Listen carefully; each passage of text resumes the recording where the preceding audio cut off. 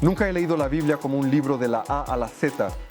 El Señor sabe qué es lo mejor para ti, pero aún así hay que planificar. Hoy y sentamos. ¿Sobre qué persona hablas? ¿Cómo están relacionados para ti los temas de religión? Es decir, la persona que está al otro lado de la pantalla elige a quién quiere aprender. Hay que construir de cero. Existen otros planetas, hay personas en otros planetas. Pero la respuesta, esta pregunta es: éxito, orgullo, eso somos nosotros. Estamos subiendo, el negocio va mejor, nosotros estamos mejor, miramos a todos desde arriba.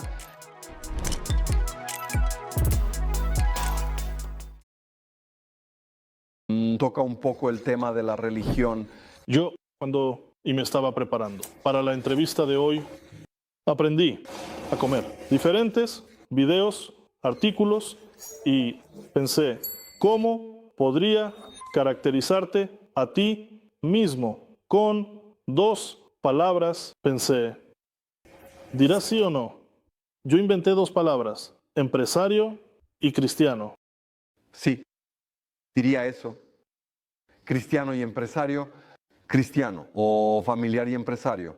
Porque la familia es muy importante para mí. Desde este punto de vista, dime, por favor, ¿cómo están relacionados para ti los temas de religión y los temas de negocio? Soy creyente.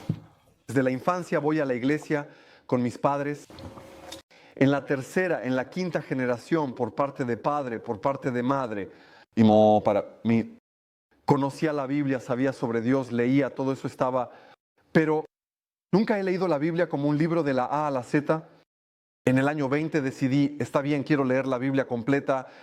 Conozco todas las historias, puedo contarlas, puedo citar muchos poemas de memoria, es decir, sé todo esto, pero para leerlo de la A a la Z sin omitir nada, nunca lo he hecho.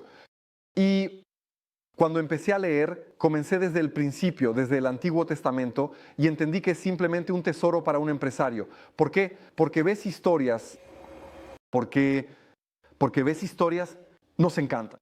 Biografías, la gente, solo vemos lo que la persona quiso mostrar, no sabemos lo que realmente sentía, qué pasaba y cómo afectó a su generación, hijos, y lo que sucedió antes. Conocemos su vida, éxito y logro, extraemos el 10% de su biografía y decimos, leyendo la Biblia, ves, pasó, vivió, hizo lo bueno, lo malo y las consecuencias de sus acciones. Lo que hacemos afecta a nuestros hijos. ¿Y cuáles fueron las consecuencias? A través de las generaciones de sus acciones, porque lo que vivimos y hacemos hoy afecta a nuestros hijos, nietos, se puede decir que las acciones de algunas personas afectan a generaciones enteras y cambian miles de personas.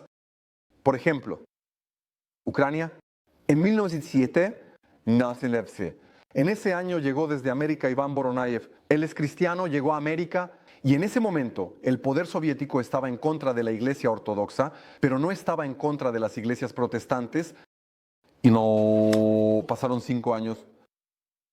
No recuerdo cuántas iglesias y 30,000 personas vinieron a Dios, ¿verdad? Es decir, se conocieron más de cerca con Dios, digamos así. Ellos creían en Dios, pero de una manera, ya sabes, formal, pero realmente conocieron a Dios. Y esta persona, hace 100 años, por cierto, hace 100 años fue el primero en comer. Voy a Odessa. Gracias a ella, hoy estoy aquí sentado. Hoy estamos aquí gracias a una persona. Hoy estamos sentados en este lugar porque aquí llegaron otras personas. Este es el territorio de la iglesia. Grabamos aquí. Llegaron personas que conocieron a Dios, vinieron a Él, sus vidas y relaciones familiares se formaron así, en lo que todos vivimos ahora. Esta es mi bisabuela. Llegó a Dios en la época en que Él vivía y las personas a las que enseñó se lo transmitieron a otros y eso la afectó. Afectó a mi padre y me afectó a mí. Una persona hace 100 años influyó en miles de millones de personas. Hoy, por eso no sabemos a quién influiremos nosotros. Él murió en la cárcel. Después de 10 años, lo encarcelaron y se pudrió en los campos. Es decir, tuvo una actividad de 5 años de esta actividad activa. Su esposa pasó 25 años en los campos y en el año 57 sus hijos apenas lograron sacarla de los campos. Hubo un escándalo entre los cónsules, la Unión Soviética, hubo una pelea, los periodistas llegaron. ¿Qué pasó?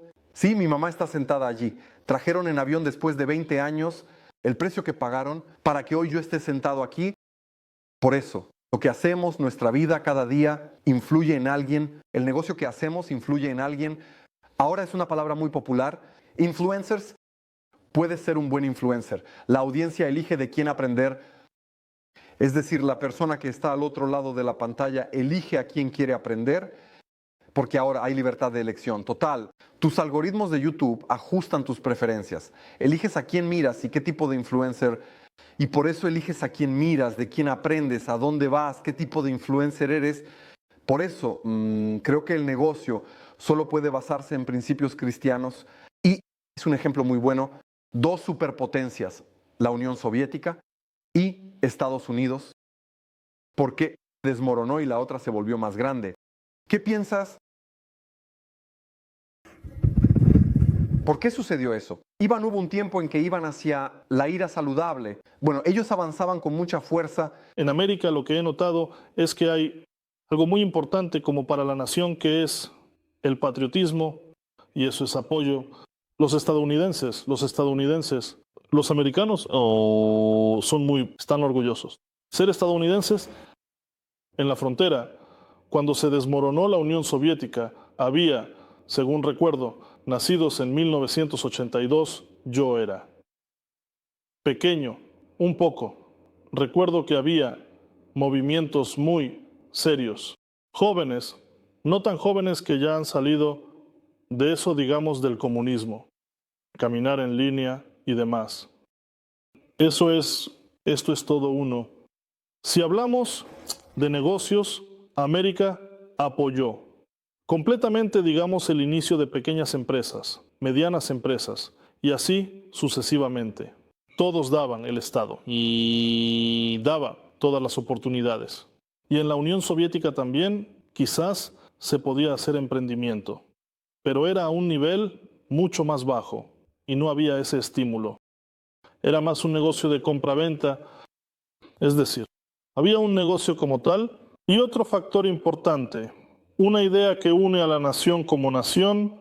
En la Unión Soviética eso era el comunismo, nadie vio que era eso, pero todos lo construyeron. Sí, he leído las obras de Marx y Engels para mí mismo, simplemente para educarme. Fue allí donde Marx, cuando explicó qué era el comunismo, dijo que era igualdad y demás.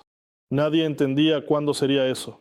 En América decían, funcionará, aprende, comprarás tu casa. Había una idea de elevar la economía y el país, una economía de mercado en la Unión. Y en la Unión Soviética, pido disculpas, en la Unión. Había una idea nacional de elevar la economía, elevar el país, que es una economía de mercado en la Unión y en la Unión Soviética.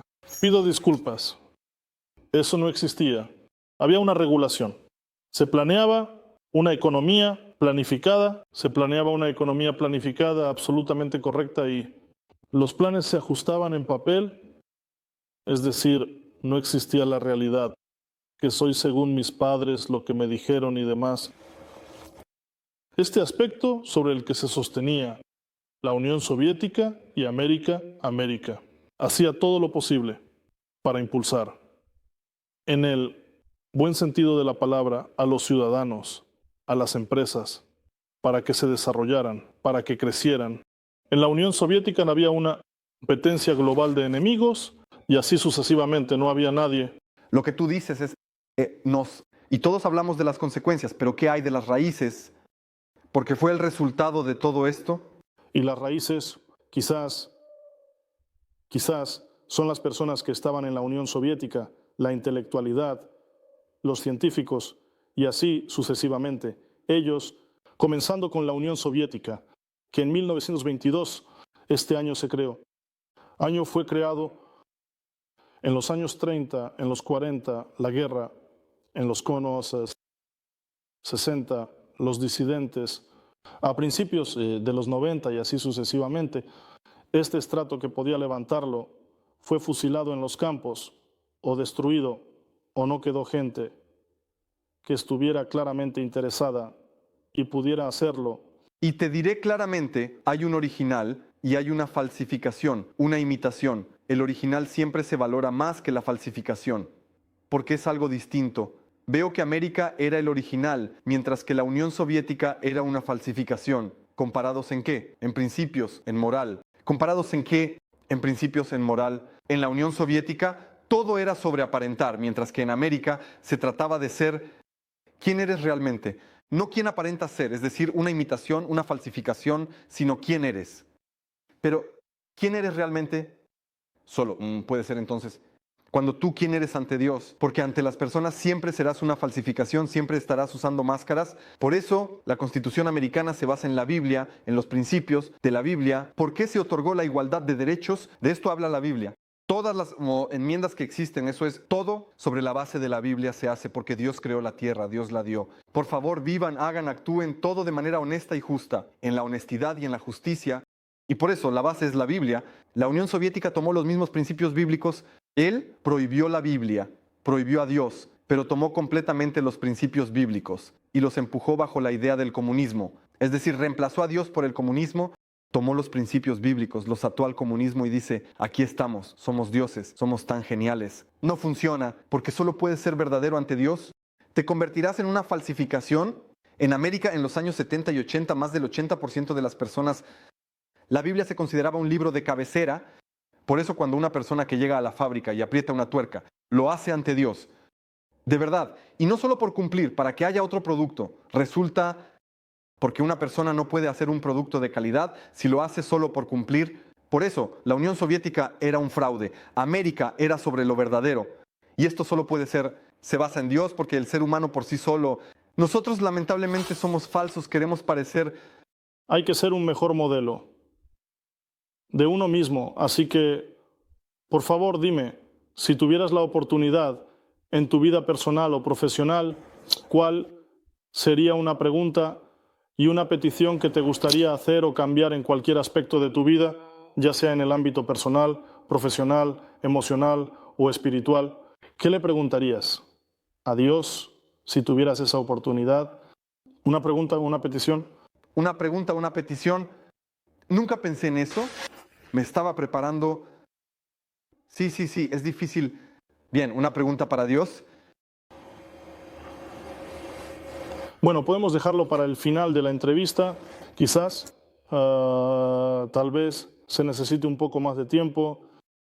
Esto va a ser difícil porque, bueno, en realidad no tengo preguntas que me preocupen por dentro y que no tengan respuesta. Por ejemplo, hay muchas preguntas. Existen otros planetas. Hay personas en otros planetas, pero la respuesta a esta pregunta no importa. No influye en mi salvación, en mi relación con Dios. Por eso, puedo tener muchas preguntas que no afectan nada. Está bien, sé que sería genial, pero físicamente no influye en mi vida. Todo lo que influye en mi vida, en principio, encuentro respuestas en la Biblia, porque todo lo que influye activamente en mi vida, esto está en la Biblia. La Biblia es en general como el tráfico. Es decir, vas por el camino. ¿Y cómo se hace aquí? Abrí, leí todo. ¿Está claro? No hay preguntas. Hay que ir así. Por eso no tengo peticiones.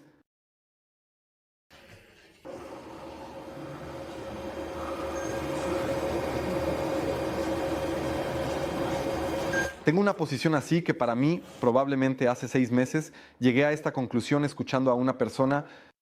Muy a menudo oramos a Dios y tratamos de hacer de Dios parte de nuestro plan. Aquí tenemos metas, tenemos planes y hacemos de Dios parte de nuestro plan y le pedimos que nos ayude.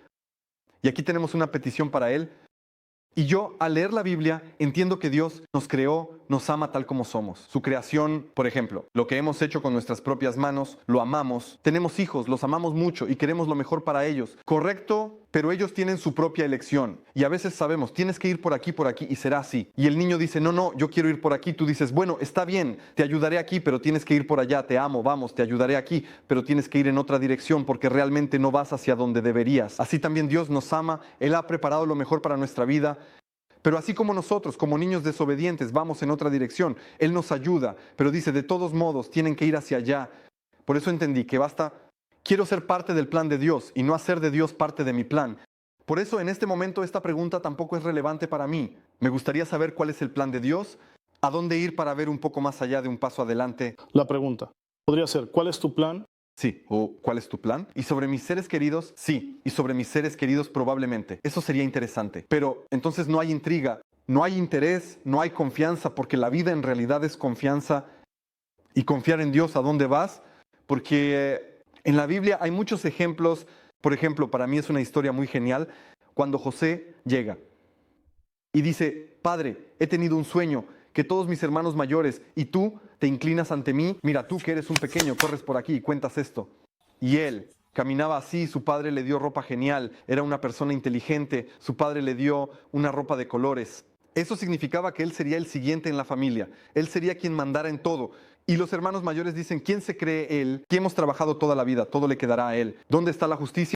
Y lo venden como esclavo y le dicen al padre que los lobos lo han destrozado, que lo han comido. Aquí está tu ropa rasgada de colores y sus lobos se lo comieron, lo venden como esclavo. Parece Dios, ¿dónde está la justicia? ¿Cómo es posible? ¿Por qué? Yo fui honesto, leal, no hice nada malo en mi vida en absoluto. Él llega y comienza a trabajar allí de una persona muy importante y se convierte en el administrador de la casa. El dueño le confió completamente todo en su propiedad. Si fuera el CEO, hay un dueño y él es el CEO. Y todo, bueno, ¿qué podría estar mal? Injustamente acusado, encarcelado. Aquí la esposa de este quería acostarse con él se escapó de ella. Ella lo acusó de que como si él quisiera violarla. Y él la lanza a la prisión, dice: Dios, ¿dónde está la justicia? Me vendieron como esclavo, me establecí y estoy de nuevo en la cárcel. ¿Por qué? ¿Por qué? Pero él está agradecido por todo, en ningún lado se menciona que esté descontento, que no le guste, que todo esté mal. Él dice: Dios, ¿por qué esto? Agradecido a Dios por lo que tiene. Él se vuelve mejor en la cárcel y al final se convierte en el segundo después del faraón. El faraón dice: está bien, tú haces todo, solo mi sello, mi última palabra si es necesario, pero tú gobiernas este imperio. ¿Entiendes qué camino es este? Podría haberse convertido en el salvador del segundo hombre de faraón si no hubiera seguido el camino que tomó. Simplemente fue el camino que tuvo que recorrer para llegar a donde llegó. Por lo tanto, no sé cuáles son los planes de Dios para mí. Puedo tener momentos muy difíciles en mi vida, pero significa que Dios tiene un plan para que yo cambie, para que me convierta en otra persona y para que llegue a ese lugar donde Dios me ve. Por eso yo percibo que por todo hay que estar agradecido. La Biblia dice: físicamente, ¿cómo se puede estar agradecido por todo? Esto sucedió, allí sucedió, hay un problema, hay un problema. ¿Cómo se puede estar agradecido por todo esto? Pero si miras la historia y a las personas que lograron, influyeron en imperios, crearon imperios y su vida y sus acciones mostraban el resultado, se vuelve mucho más fácil y entender por qué hay que estar agradecido por todo. Por ejemplo, en los negocios, llegaron inmigrantes, trabajan, les pagan poco, mal. Hay muchas cosas que se pueden hacer para las malas personas. Por ejemplo, en mi caso, yo trabajaba, ganaba eso. Los fontaneros ganan $1,800 al mes en su primer trabajo. El alquiler de mi apartamento era de $1,350. Además, ayudábamos a las familias en Ucrania con $300 al mes. Concluí que debía vivir bajo un techo. Dios, ¿dónde está la justicia? Ayudo a las personas. ¿Y por qué me pasa esto a mí en mi vida? No, soy responsable de mi vida. Dios, sabes, todo sucedía a su debido tiempo, minuto a minuto. Fue muy difícil. Pero hubo un momento en que los $300 que yo daba como donaciones los hacía para familias en Ucrania, que fue muy difícil. Entiendo que este es un apoyo importante y terminará en el mes y no tengo $300 para pagar el alquiler. Ese día estoy cenando, la última noche tengo que poner dinero en la cuenta y mañana entregar el cheque. Ese día le pregunto a todos mis amigos, pero nadie puede prestarme $300. Termino el trabajo, para mí una señora me da $100. Nunca me habían dado esto antes. Me daban $20 al año de propina. Me da $100. Voy mediodía, solo trabajo allí. Voy a otro lugar para ayudar a mi amigo a terminar otro proyecto. Y allí hay una señora que está contando, no le cuadra todo, está contando y me da $200. Y ese día tengo $300. Justo la cantidad, justo en el último minuto que me faltaba. ¿Podría hablar Dios? ¿Dónde está la justicia? Nadie puede siquiera prestarme ¿dónde? ¿Qué? ¿Cómo? No esto. O como si realmente te estuvieras comprobando quién eres. ¿Por qué dicen un verdadero amigo cuando has comido un quintal de sal juntos? Cuando has pasado por todas las dificultades y aún así te has quedado como amigos, puedes entender que eres un amigo, porque es fácil ser amigo. Cuando todo está genial, intenta ser un amigo cuando las cosas no van bien. Sí. Dime, por favor, tienes un horario muy apretado como un empresario, por supuesto, sin duda. Sí. ¿Cuáles son tus hobbies en tu tiempo libre? ¿O cómo manejas el estrés y qué actividades disfrutas para relajarte en el trabajo? Y así sucesivamente, ¿verdad? ¿Qué tienes? Bueno, pues digamos así. Bueno, El mejor momento para manejar este estrés, me levanto. A las 5:30 me gusta. Caminar por la mañana. Voy caminando, en ese momento hablo con Dios, tengo media hora de conversación con Él.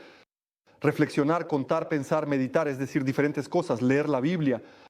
Por eso los momentos más difíciles son. Los mejores momentos es mi tiempo con Dios, porque nadie me entenderá por lo que estás pasando, por qué lo estás pasando.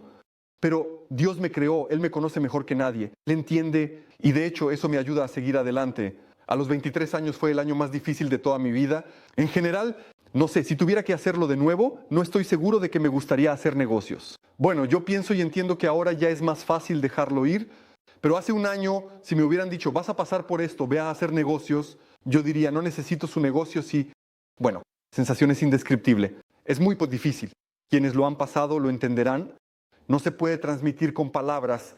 Y cuando me encontré con una persona, un empresario, su primera pregunta para mí fue, ¿estás bebiendo? Esa fue su primera pregunta. ¿Cómo? ¿Estabas bebiendo cuando todo esto sucedió? No le respondí, pero por dentro no, estaba orando. Es decir, en realidad, en lugar del alcohol tenía a Dios, lo que me ayudó a pasar por todo esto de una manera mucho más fácil, sin ninguna consecuencia.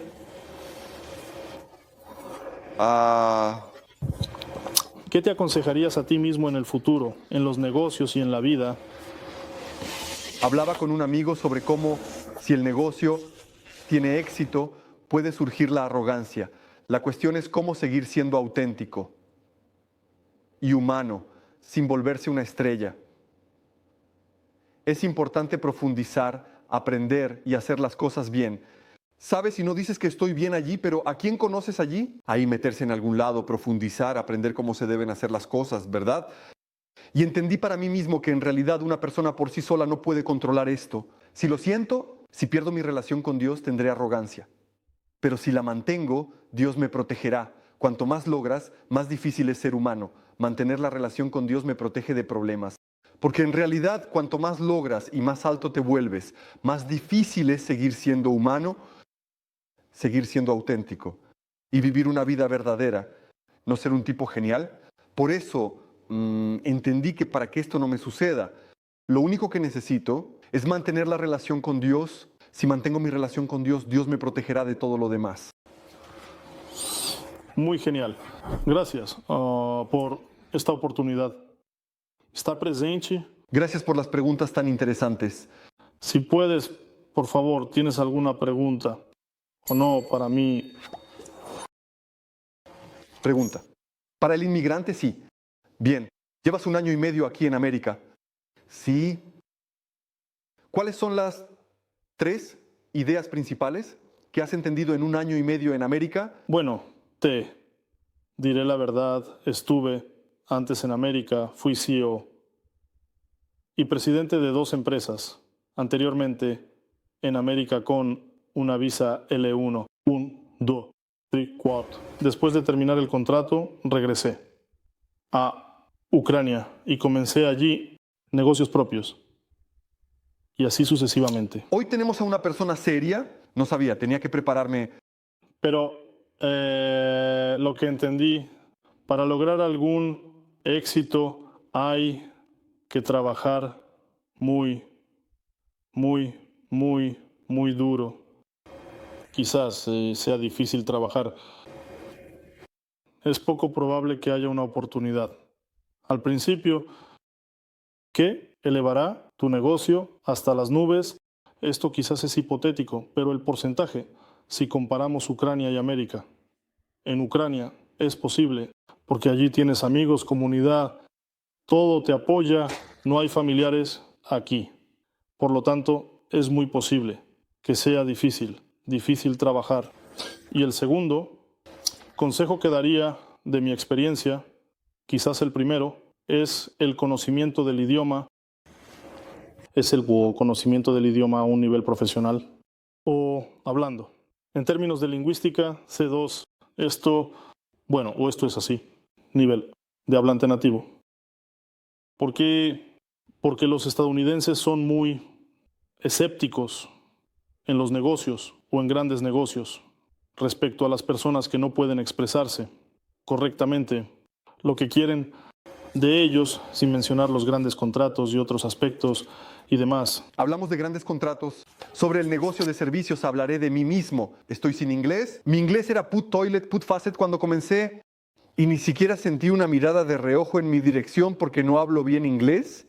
No, por supuesto, mi precio era el 20% de lo que cobraban las grandes empresas, pero ni siquiera la gente me miraba de esa manera. Sí que, ay, ha llegado el inmigrante sobre ti aquí, o espera, vete. ¿Sabes? En realidad no fue así. Los estadounidenses son muy tolerantes, estoy completamente de acuerdo, pero el conocimiento del idioma abre puertas mucho más amplias con lo que no sabes el idioma. Y tercero, tal vez este es el plan que quieres alcanzar y tal vez cuál es el plazo. Sin duda, el Señor sabe qué es lo mejor para ti, pero aún así hay que planificar.